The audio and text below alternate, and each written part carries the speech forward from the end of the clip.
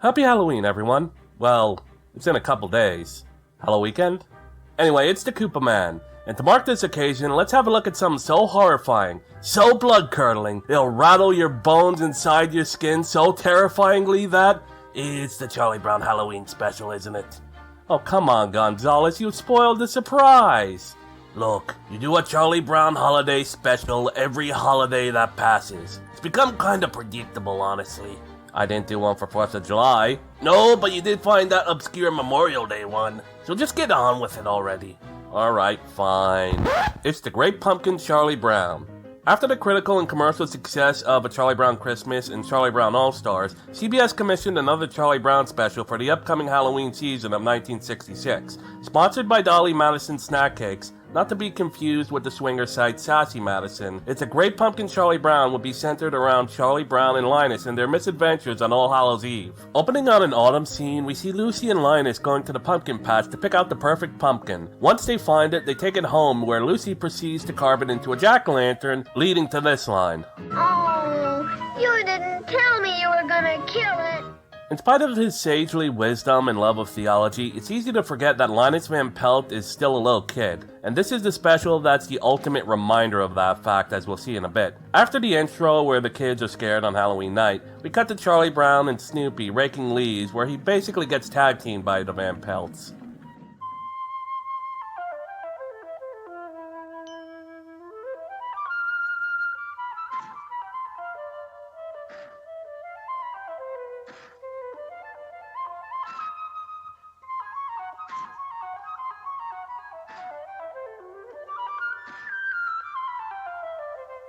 Thanks, old pal.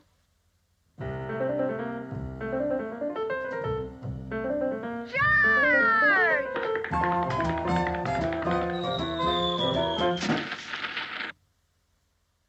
Never jump into a pile of leaves with a wet sucker.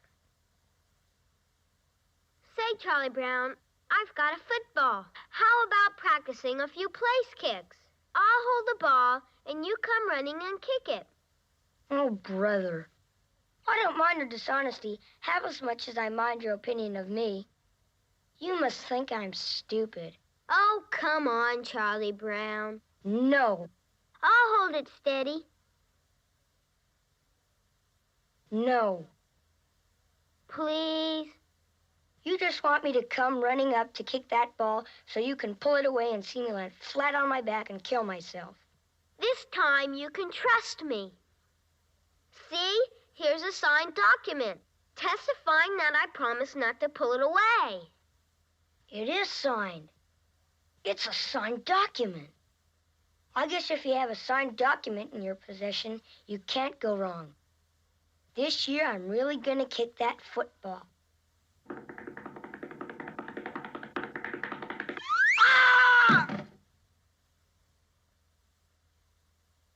Peculiar thing about this document, it was never notarized.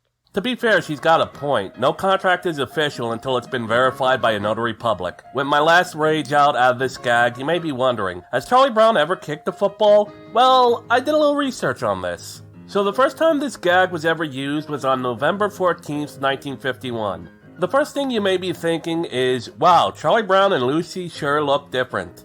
Well, you'd be half right. The art style is a lot different from what we expect from Peanuts nowadays, but the girl in the strip isn't Lucy. She's Violet. And what's interesting is that she isn't pulling the ball away from Charlie Brown intentionally, but is scared that she might get kicked accidentally. This is what we in the business call foreshadowing.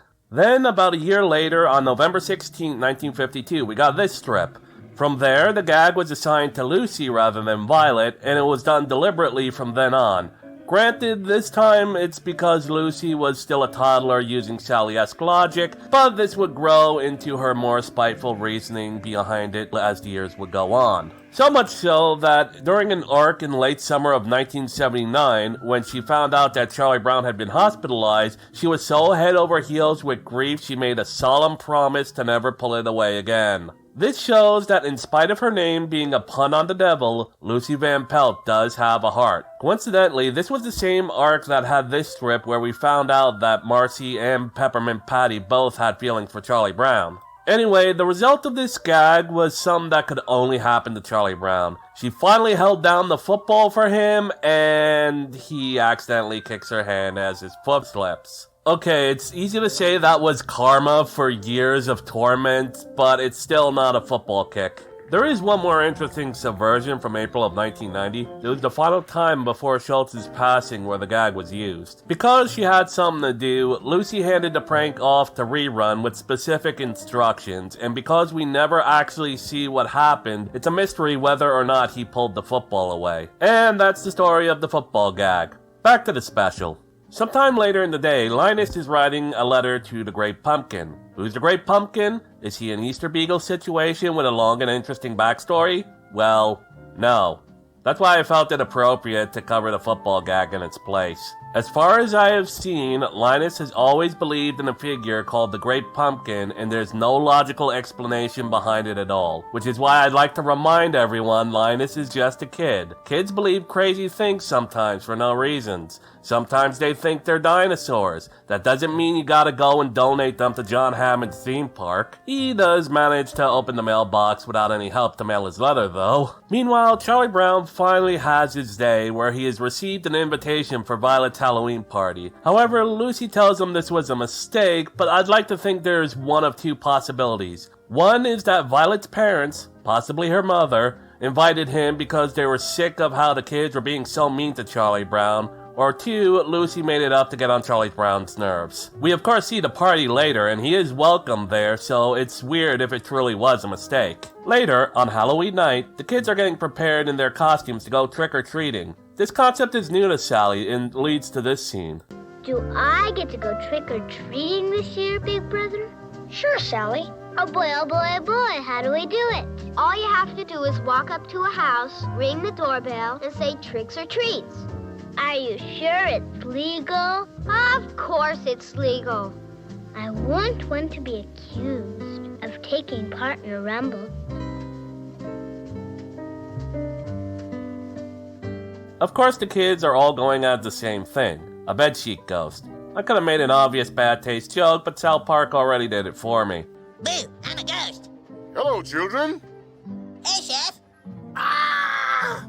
Whoa, Chef's really scared of ghosts, huh? Of course, Charlie Brown's is just full of holes, but the idea of a ghost with that many eyes is just much more terrifying. Before they go out for their trick-or-treat, we get a scene of Snoopy about to go out on his LARP as the World War I flying ace in his hunt for the Red Baron. A LARP that is the C-plot for this entire special. It's mostly there for just filler, but it does play into the A-plot. You'll see. They make a stop at the pumpkin patch to see if Linus would change his mind, but it's to no avail. Sally, ever swooning over her sweet Babu, decides she'll stay at his side and skip out on the promise of free candy, and the group are off, leading to this iconic scene.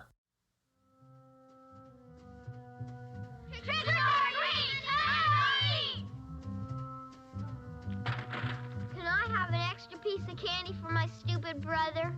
He couldn't come with us because he's sitting in a pumpkin patch, waiting for the Great Pumpkin. It's so embarrassing to have to ask for something extra for that blockhead Linus. I got 5 pieces of candy. I got a chocolate bar. I got a quarter. I got a rock. Trick or treat!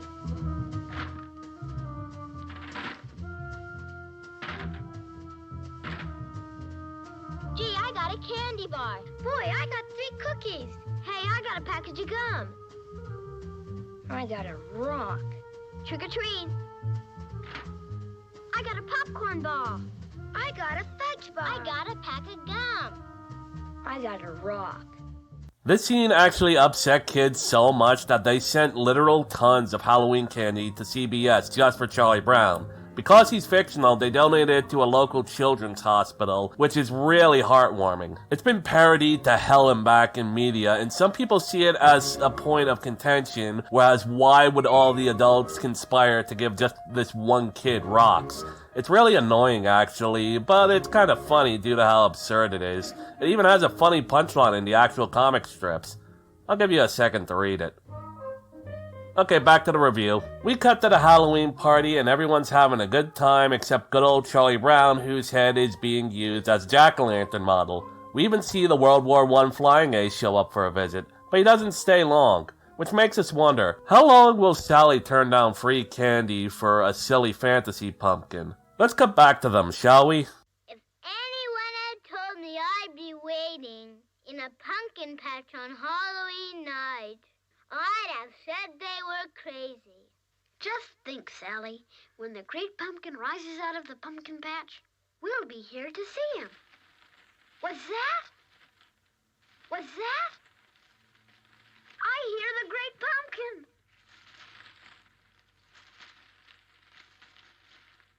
There he is!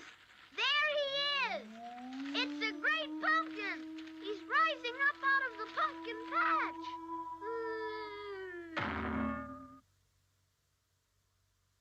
What happened? Did I faint? What did he leave us? Did he leave us any toys? I was robbed! I spent the whole night waiting for the great pumpkin when I could have been out for tricks or treats. Halloween is over and I've missed it! You blockhead! You kept me up all night waiting for the great pumpkin. And all that came was a beagle. I didn't get a chance to go out for tricks or treats. And it was all your fault. All Sue. What a fool I was. I could have had candy, apples, and gum, and cookies and money and all sorts of things. But no, I had to listen to you, you blockhead. What a fool I was. Trick or treats come only once a year, and I miss it by sitting in a pumpkin patch with a blockhead. You owe me restitution! You heard about Fury and a woman scorned, haven't you? Yes, I guess I have. Well, that's nothing compared to the fury of a woman who has been cheated out of tricks or treats. See, I told you it had payoff, but yeah, in spite of this, Linus waits until the early morning, risking hypothermia because of his belief. Thankfully, Lucy comes to get him in what's actually a really sweet and heartwarming scene. Oh well, Linus, maybe next year. And that's the special! Oh no, I'd say it's one of the better ones. Nowhere near the level of Charlie Brown Christmas or No Time for Love, but it's a solid bronze medal. If you can find it, it's well worth a watch this Halloween. Anyway, I rambled on long enough. It's been the Koopa Man. Game on.